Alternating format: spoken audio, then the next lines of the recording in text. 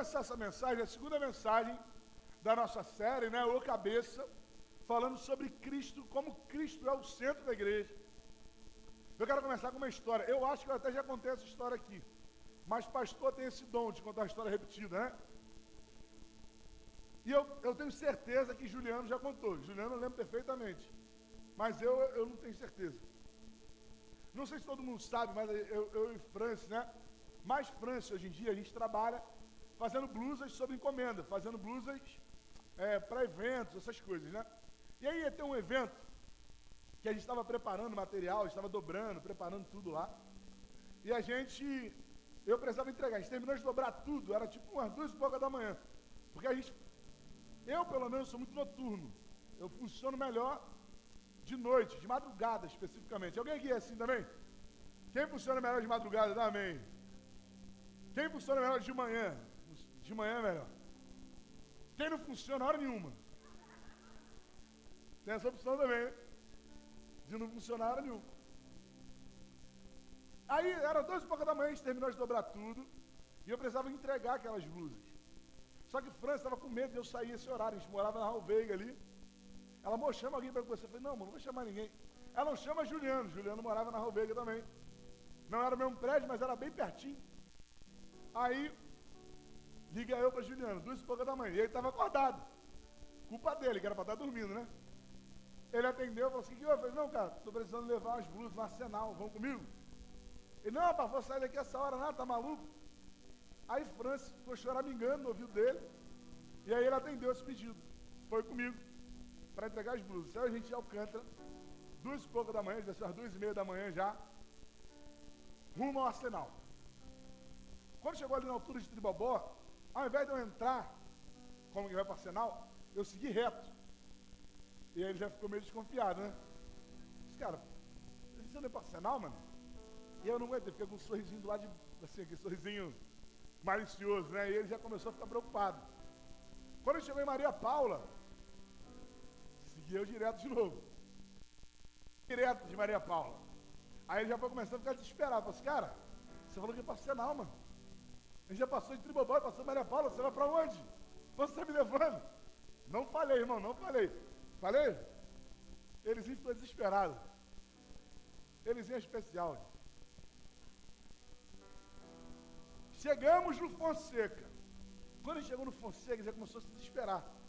Falei, cara, pelo amor de Deus, fala para onde que a gente está indo. Você falou para mim que é passear, a gente está no Fonseca. Irmão, quando eu subi a ponte,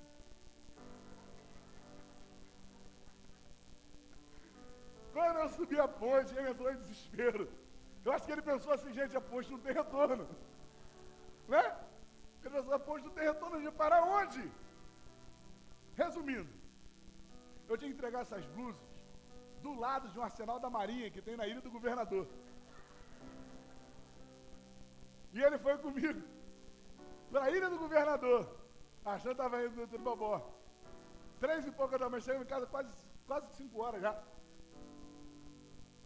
Uma meia verdade, eu não contei mentira. Não contei mentira.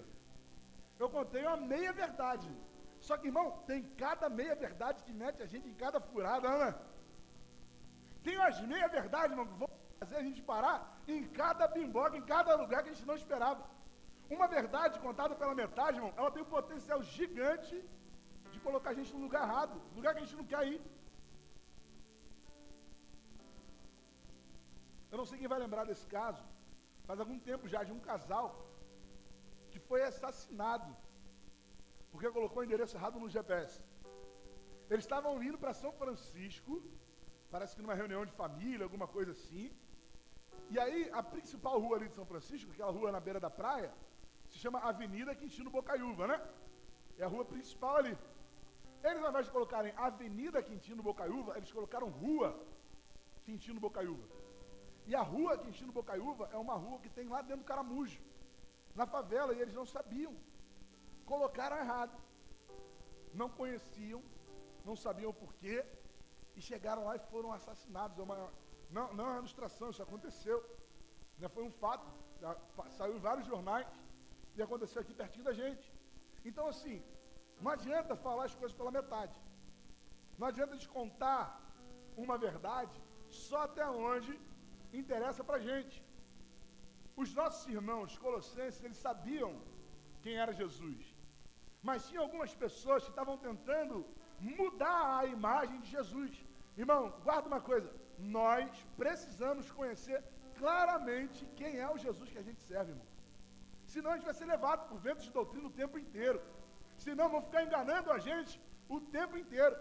Se a gente conhece verdadeiramente quem é Jesus, nós não mudamos a nossa trajetória, porque a Bíblia ensina que Ele é o alvo. Jesus, Ele não é só o alvo, Ele é o caminho também. Ele é o caminho que a gente percorre. É Ele quem nos justifica, nos santifica e nos glorifica. Os colossenses estavam começando a ter sua mente confundida por um grupo de hereges que estavam no meio do povo. A igreja de Laodiceia, que estava ali do lado também, passava pela mesma situação. Esse povo, esse grupo, ele não era nem existe tipo de religião, de heresia que estava sendo pregada em Colossos. Era uma mistura, era uma colcha de retalho. Tinha de tudo ali. Tinha cristianismo, porque eles falavam sobre Jesus. Tinha filosofia, porque parte do que eles acreditavam estava ligado ao pensamento platônico. Tinha judaísmo, eles eram judaizantes. Tinha gnosticismo, como a gente viu na semana passada. E aí no meio disso tudo, estava Epáfras, pastor da igreja. Pastor da igreja, irmão, Colossos era pequena, não era uma cidade grande. Então imagina Epáfras, irmão, pastor da igreja de Colossos e pastor de Laodiceia. Aquele pastor que tem que se desdobrar ainda em um monte de lugar. Tendo que lidar com uma heresia que ele nunca tinha visto na vida. Até hoje, os estudos com essa heresia de Colossos. Não tem nem nome o negócio. Porque só acontece aqui. E aí Paulo ajuda o seu amigo Epáfras. Pastor amigo, né? Aconselhando o pastor mais novo. E ele ensina, ele ajuda Epáfras através dessa carta. E a gente vai ler hoje o capítulo 2. Semana passada a gente falou sobre gnosticismo, que estava entranhado naquela igreja. Hoje a gente vai ver outros ensinos que Paulo confronta aqui. Colossenses capítulo 2, do versículo 8 ao 15.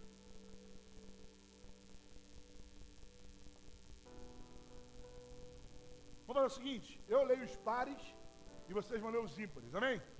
Você não ficar só olhando o que está acontecendo. Vamos lá.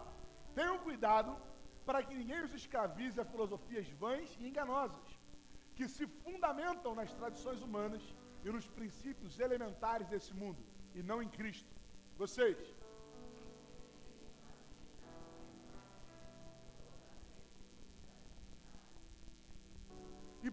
E por estarem nele, que é o cabeça de todo o poder e autoridade, vocês receberam a plenitude.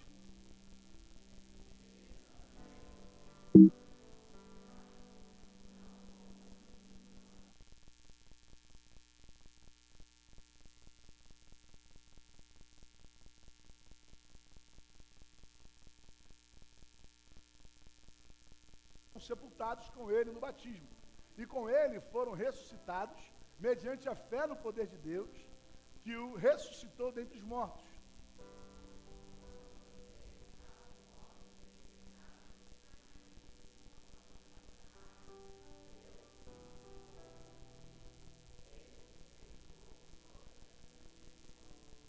E cancelou a escrita de dívida, que consistia em ordenanças e que nos era contrária. Ele a removeu, pregando-a na cruz.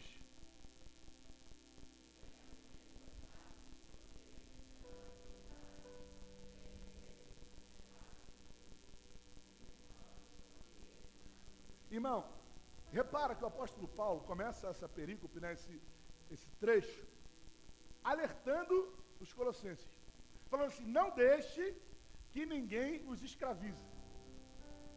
Não deixe que ninguém os escravize.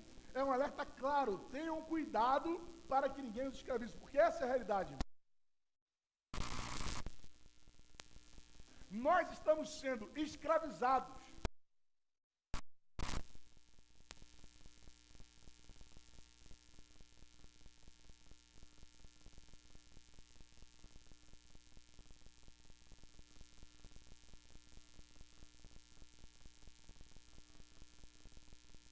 não é o evangelho de Cristo Jesus. Meu irmão, Cristo é aquele que nos liberta da escravidão.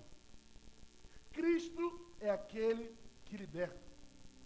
E aqui, o apóstolo Paulo traz pelo menos 3 aspectos da nossa libertação. De repente você não sabia, mas hoje você veio num culto de libertação, né? Nós somos libertos em Cristo. Ele nos libertou. Cristo nos liberta da vã sabedoria deste mundo. O versículo 8, 9 e 10, os versículos 8, 9 e 10 falam assim, ó, tenham cuidado para que ninguém os escravize a filosofias vãs e enganosas, que se fundamentam nas tradições humanas e nos princípios elementares desse mundo, e não em Cristo.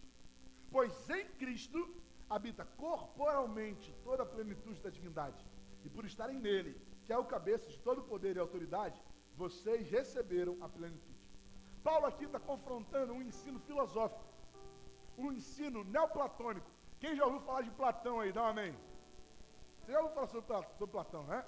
É muito famoso, é um filósofo famoso. Ele foi aluno de Sócrates e foi professor de Aristóteles. Platão idealizou, formalizou um pensamento chamado o mundo das ideias, onde havia uma realidade transcendental que ele chamou de mundo das ideias. O que é isso? É quase, não é igual, mas é quase como o nosso céu. Ele acreditava que se uma jarra existisse aqui no campo da matéria, existiria uma jarra perfeita no campo das ideias, onde ela seria imaculada. Então não era possível para uma jarra perfeita no campo das ideias fazer parte de uma jarra nossa, porque a matéria ela é corrompida. Então não dava para eles compreenderem como um Deus eterno, perfeito, se submeteu à corrupção da matéria. Se corrompeu, se transformou em corpo. Pode reparar, o texto que a gente leu, Paulo faz questão de destacar, pois em Cristo habita corporalmente toda a plenitude da divindade. Paulo está explicando que esse mundo ideal não era aquilo que o Evangelho está nos ensinando. Existia uma linha de pensamento lógica, é óbvio, mas sempre é uma linha de pensamento que esvazia a pessoa de Cristo. Eu não estou falando aqui, irmão, que nós devemos ser tolos.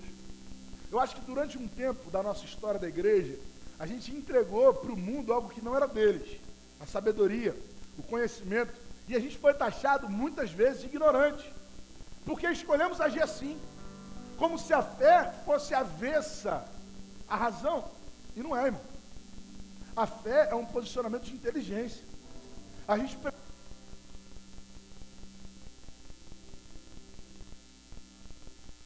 as grandes universidades do mundo foram fundadas por cristãos, foram fundadas por pessoas que acreditavam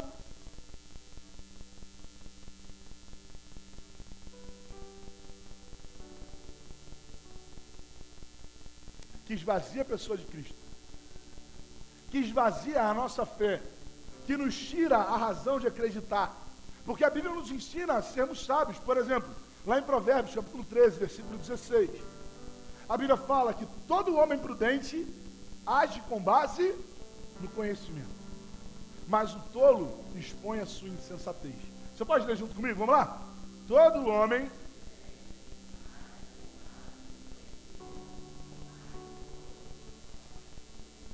Então, irmão, eu não estou falando para você sair da faculdade.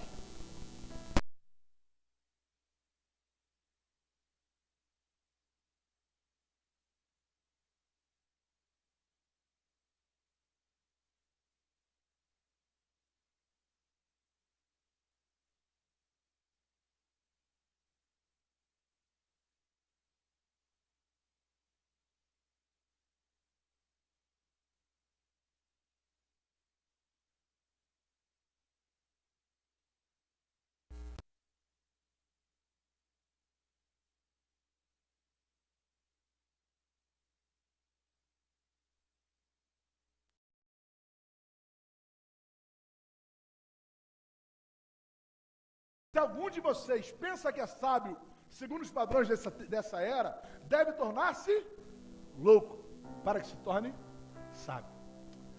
Porque a sabedoria deste mundo é loucura aos olhos de Deus. Pois está escrito, ele apanha os sábios na astúcia deles. E também o Senhor conhece os pensamentos dos sábios e sabe como são fúteis. Irmãos, nós vemos uma sabedoria que carrega, é elevada, direciona a um pessimismo, irmão, absurdo. Porque não dá para a gente buscar recursos desse mundo e alcançar uma esperança eterna. Não dá. Não dá para a gente buscar sabedoria nesse mundo e achar que vai ser refletido na esperança dos céus. Tiago fala, um texto muito conhecido, no capítulo 1, versículo 5, ele fala assim, se algum de vocês tem falta de sabedoria, peçam a Deus. Ou seja, meu irmão, Deus deseja que você seja sábio. Mas não é uma sabedoria platônica. Não é uma filosofia vã. Não é uma filosofia vazia. Peça a Deus que a todos dá livremente, de boa vontade, e Ele será concedido. Às vezes a gente vai pelo caminho errado. Busca as nossas próprias respostas. Busca a nossa própria maneira de entender o mundo. E em determinado momento, a gente se fragiliza.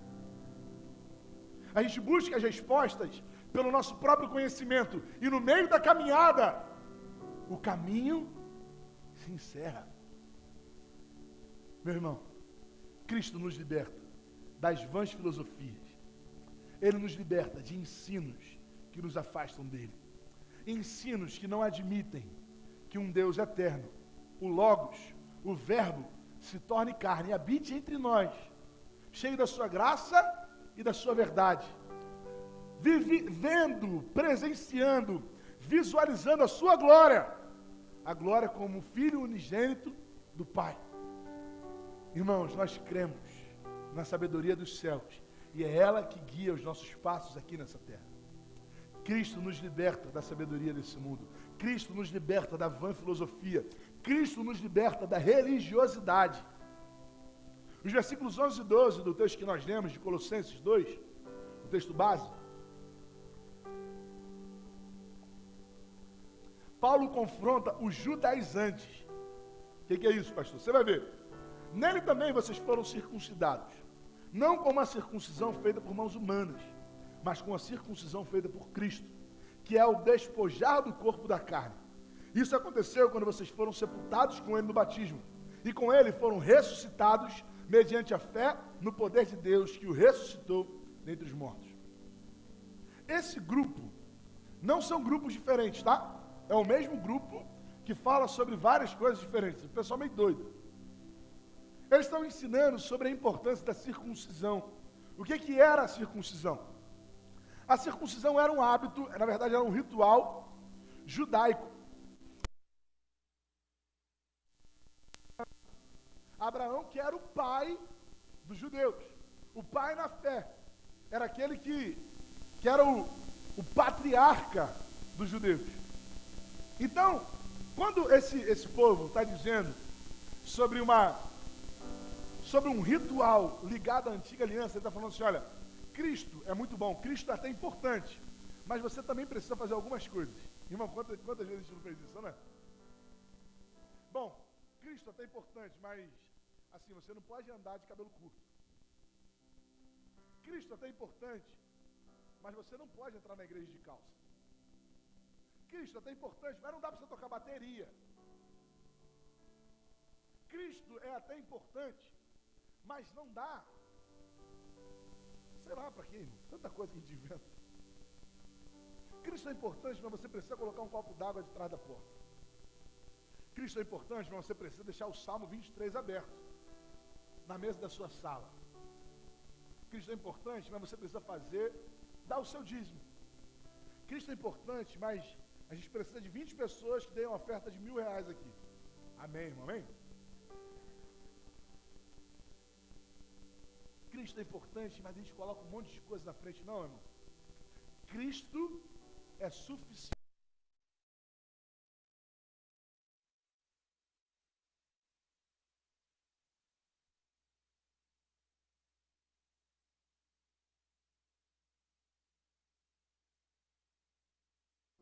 Para fora. A nossa religiosidade não toma lugar e não pode tomar lugar da nossa intimidade, irmão. No nosso relacionamento com Deus, quem nos santifica é Cristo e não os nossos rituais. Durante algumas vezes eu fui questionado sobre alguns posicionamentos que a gente tem. Porque tem gente querendo tomar o lugar do Espírito Santo, querendo santificar pessoas, irmão, não dá. Não dá para a gente querer mudar o fruto sem mudar a essência da árvore. E só quem muda a essência da árvore é o Senhor. Tudo o que eles faziam no tempo da lei apontava para Cristo. De forma que agora já não era mais necessário. Romanos capítulo 10, versículo 3 e 4. A Bíblia fala assim: porquanto, ignorando a justiça que vem de Deus e procurando estabelecer a sua própria, não se submeteram à justiça de Deus. Porque o fim da lei é quem? Porque o fim da lei é? Mais uma vez, irmão. Porque o fim da lei é Cristo. Para quê? Para a justificação. Não é para a justificação de todo aquele que canta o cantor cristão. Não é para a justificação de todo aquele que vai no GC. Não, irmão, não é o GC que te santifica. Não é voluntariado que te santifica. Não é nada disso. A gente está invertendo as coisas. Não são as benfeitorias que geram a nossa salvação. Mas chega uma hora, irmão, que a salvação nos constrange e a gente quer mudar. A gente quer largar a nossa bebida. A gente quer largar o vício, quer largar o cigarro, quer largar as drogas, quer largar a pornografia. Quer largar aquilo que nos aprisionava, porque o amor de Deus nos constrangeu. A religiosidade é só o fruto. Meu pai gosta muito de roça, irmão. Gosta muito mesmo. Quem já teve a oportunidade de estar com ele sabe que ele gosta da roça e ele entende do negócio.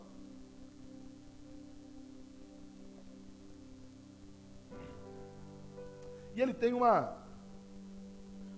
é um sítio, mas assim, é só o terreno mesmo. Tem um terrenão lá em Itaboraí. Eu lembro que teve uma vez que eu fui lá e tinha uma plantação grande de laranja. E coisa boa você pegar laranja do pé, não é, irmão? É bom demais, né? Pegar aquela laranjinha do pé, descascar com canivete, amém? Que cheirinho, que negócio. E eu lembro que eu fui lá e a gente comeu laranja, pá. Depois de algum tempo a gente voltou. E quando eu voltei, aquela plantação que era de laranja não dava mais laranja. Agora dava limão. Eu falei, era a mesma árvore. Estava no mesmo lugar. Mas ela parou de dar laranja e deu limão, começou a dar limão. Eu perguntei pro meu pai, por quê? Como é que pode isso acontecer? Uma laranjeira começar a dar limão. Ele me explicou que existia um certo tipo de limão, que ele começa a brotar no meio da laranjeira. Ele nasce do meio da laranjeira mesmo, ele começa a germinar dali. E quando ele começa a germinar, ele mata a laranjeira para que o limão prevaleça. Se ninguém cortar aquele limão no início, não dá para controlar mais. Ele mata a laranjeira. E a árvore que passava da laranja, agora passa da limão. Irmão, o Espírito Santo faz isso com a gente. E é só o Espírito Santo que faz isso com a gente. Tem uma hora que começa a germinar dentro da gente alguma coisa. E se a gente deixar crescer, se a gente não impedir que o Espírito Santo faça isso, ele vai começar a matar o nosso velho homem. O pastor Paulo está falando, vocês foram sepultados com Cristo no batismo. Não precisa mais de circuncisão. E agora uma árvore que dava laranja, vai começar a dar limão. Não é porque tiraram o fruto e colaram lá. A gente como igreja, a gente faz isso, sabia? A gente pega o fruto, arranca, não.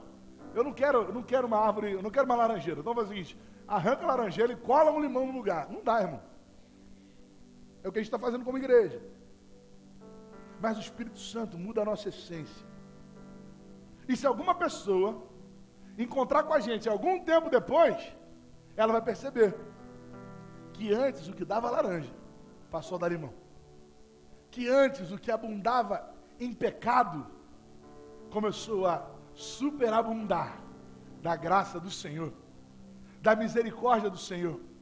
Um lugar que era governado por trevas, agora, irmão, é um rio de águas vivas. Não é a nossa religiosidade, não são os nossos padrões humanos que vão fazer isso, é só Cristo.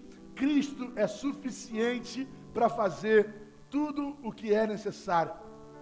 A circuncisão era uma aliança da carne que demonstrava o comprometimento com o Senhor. Mas, irmão, Cristo é uma mudança no nosso coração, que muda todo o nosso comportamento. Não muda a maneira como a gente age, muda a maneira como a gente pensa, muda a maneira como a gente sente. Cristo é o único capaz, no meio da tribulação, fazer com que a gente ainda encontre motivo para sorrir. É Cristo, não é a religiosidade, não são os nossos hábitos.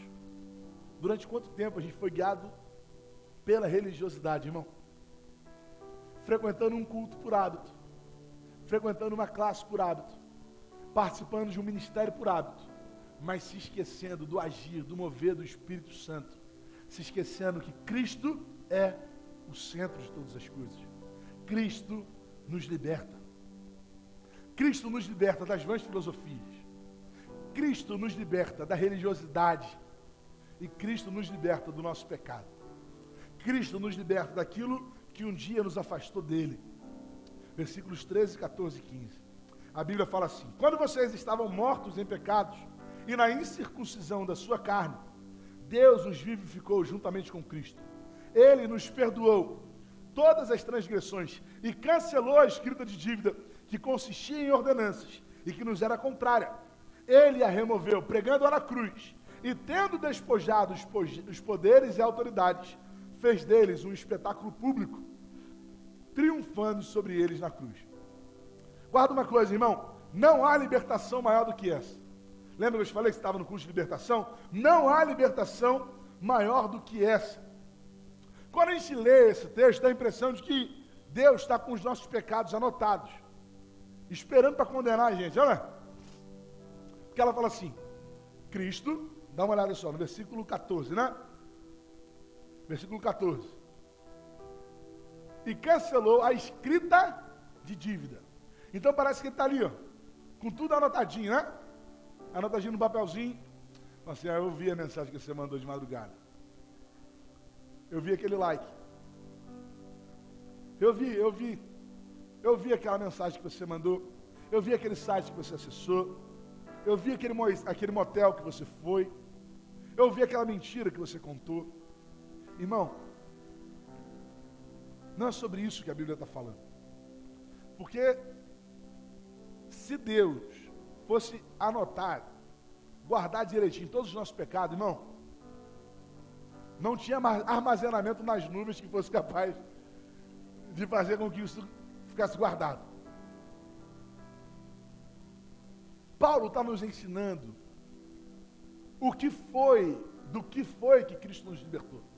Ele falou assim, olha, e cancelou a escrita de dívida. Qual escrita? Que consistia em ordenanças. Qual era a escrita que consistia em ordenanças, irmão? A lei. A lei era escrita de dívida, que era totalmente baseada em ordenanças. Não matarás, não adulterarás, não darás falso testemunho, não terás outros deuses além de mim. Pastor, então, acabou, posso fazer o que eu quiser? Óbvio que você pode fazer o que você quiser. Mas aqueles que amam ao Senhor, aqueles que têm Cristo no seu coração, são escravos agora do Evangelho. Foram comprados por Ele e não querem desagradar o seu Senhor. Não por medo da condenação, mas por amor àquele que pagou um preço que a gente não seria capaz de pagar. O escrito de dívida era a única coisa que o diabo tinha para nos confrontar diante de Deus, irmão. Dá uma olhada. escrita de dívida que consistia em ordenanças, ou seja, mandamentos, aquilo que a gente precisa fazer e que nos era contrária. Quem tinha a lista não era Deus. Quem tinha a lista era o diabo. E ele estava falando assim, tá vendo Hugo? Olha lá, ó. Olha o Hugo mentindo lá. Está ferindo a sua lei. Não vai para o céu. Não vai para o reino. Está vendo o Hugo lá? Começou a adorar outros deuses. E adorar outros deuses, não estou nem falando de religião. Tem gente que começa a adorar o próprio bolso, irmão. Começa a servir ao dinheiro. Tem gente que começa a servir ao próprio carro, ao trabalho, a mulheres. Está vendo o Hugo? Olha lá. Se corrompeu. E aí o diabo poderia pegar e falar assim, olha só, a sua lei está aqui. E ele está descumprindo a sua lei. Mas não, irmão. Cristo cumpriu toda a lei. Cristo rasgou o que nos era contrário. Cristo pagou o preço por nós. E todos aqueles que crerem nele estarão sobre o mesmo jugo dele. Romanos capítulo 8, versículos de 1 a 4, a Bíblia fala assim, portanto, agora já não há condenação. Portanto, agora já não há condenação para os que estão em Cristo Jesus. Porque por meio de Cristo Jesus, a lei do Espírito de vida me libertou do quê? Guarda! Me libertou do quê? Da lei. Nós fomos libertos do pecado, irmão. Nós não estamos mais presos às nossas práticas. Você pode largar tudo aquilo que te afligiu um dia. Porque aquilo que a lei fora incapaz de fazer, por estar enfraquecida pela carne, Deus o fez, enviando o seu próprio Filho, à semelhança do homem pecador, como oferta pelo pecado. Ele pagou o preço. E assim, condenou o pecado na carne, a fim de que as justas exigências da lei... Repara, não era a lei que era errada, era a gente. Não era a lei que era imprópria, era a gente que nunca conseguiria fazer aquilo se não fosse o poder de Cristo agindo em nós. Para que as justas exigências da lei fossem plenamente satisfeitas em nós. Que não vivemos segundo a carne, mas segundo o Espírito. Ou seja, ele rasgou a nossa dívida. Mas não por uma libertinagem. Não por um tempo de afastamento dele. Mas por um tempo de consciência, irmão. Um tempo onde o amor vai nos constranger e vai mudar toda a nossa prática. Sempre de dentro para fora. E a Bíblia continua. O apóstolo Paulo usa uma linguagem militar para explicar o que aconteceu em relação àqueles que nos aprisionavam em um mundo de pecado. Aqueles que nos aprisionavam em um ambiente de trevas e de dor. Ele fala assim, no versículo 15, né? Versículo 15. E tendo despojado os poderes e as autoridades. Despojado do quê? Quem gosta de ver filme de guerra aí? Medieval, né? Aquele negócio assim. De repente você já tenha visto um filme que quando o general vence uma guerra, ele tem um direito sobre aqueles que foram derrotados. Direito de quê? De despojar aquela nação, aquele exército, tirar as suas armas, tirar aquilo que eles usariam contra eles, desarmar, em algumas versões, inclusive usa esse termo, desarmou. Usou para desarmar aqueles que um dia nos acusariam. Quem seria esses? Poderes e autoridades. No capítulo 1 a gente viu exatamente esse termo também, poderes e autoridades. A NVI prefere usar esse termo, mas existe uma outra versão, uma versão mais clássica, que você vai ler, principados e potestades. E aí a gente está muito mais acostumado, porque é um termo usado por Paulo, inclusive na mesma ocasião, quando estava preso em Roma, que ele escreveu à igreja de Éfeso. E ele fala assim, porque a nossa carne, ou melhor, a nossa guerra, não é contra a carne e nem contra o sangue, mas contra mas contra principados e potestades que habitam nas regiões celestiais. Então Paulo está falando que os principados e potestades, ou seja, os inimigos da nossa alma, foram desarmados. Eles não têm mais o poder de usar a lei para confrontar a nossa natureza. Não há condenação para aqueles que estiverem sob o jugo de Cristo Jesus. E aí imagina a mesma cena. Jesus agora chegando, com a lei cravada na cruz, celebrando a sua vitória. Os inimigos estavam desarmados, os inimigos estavam despojados, entrando na Jerusalém Celestial. É um exemplo, tá, irmão? Não vai achar que eu estou falando besteira, não. Imagina essa situação. Paulo está usando essa narrativa para a gente entender o que está acontecendo. Se você lembrar, lá naquele período do filme que a gente via, no final vem quem? O exército cativo. O exército que foi derrotado, que é levado ao cativeiro, é levado preso. E eles vão sendo humilhados naquela parada militar. Eles vão sendo humilhados em um espetáculo público, para que todos vejam aquele que venceu a morte. E aí todo mundo taca tudo de ruim em cima dele, né? O pessoal fica xingando, fica tacando tomate, taca ovo, taca a blusa do Vasco. Tudo que não presta, taca para cima ali. Porque, irmão, Cristo não só venceu os inimigos, Cristo não apenas venceu a morte, mas Ele humilhou em um espetáculo público. Qual foi o espetáculo público, irmão? Qual foi o espetáculo público que humilhou os nossos inimigos e exaltou a Cristo? A cruz.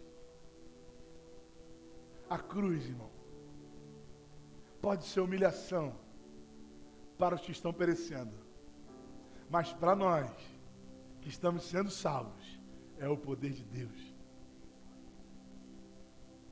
Na cruz, Cristo humilhou os nossos inimigos. Na cruz, Cristo restaurou a nossa esperança. Na cruz, Cristo libertou quem nós somos. Se antes éramos dominados pelo pecado, hoje temos uma esperança viva de termos uma vida transformada. Não só na eternidade, mas também aqui, irmão, nessa terra. Porque Ele nos alcançou com a sua misericórdia. Meu irmão, você não precisa de nada além do que Cristo. Você não precisa de nada além do que Jesus. Você não precisa de religiosidade. Você não precisa de acusações. Zaqueu não precisou de ninguém dizendo para ele aquilo que ele precisava fazer. Mas o próprio Senhor, a presença dele, mudou quem Zaqueu era. Como uma árvore.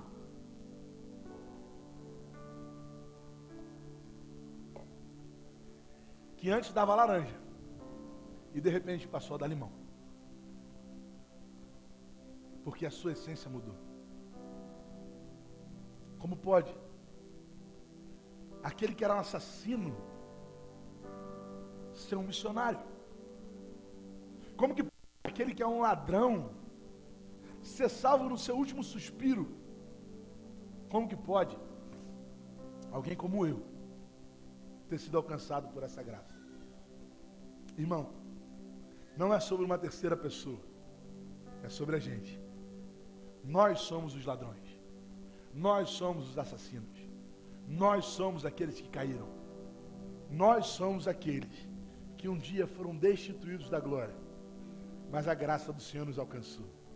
Cristo nos alcançou, e isso é suficiente.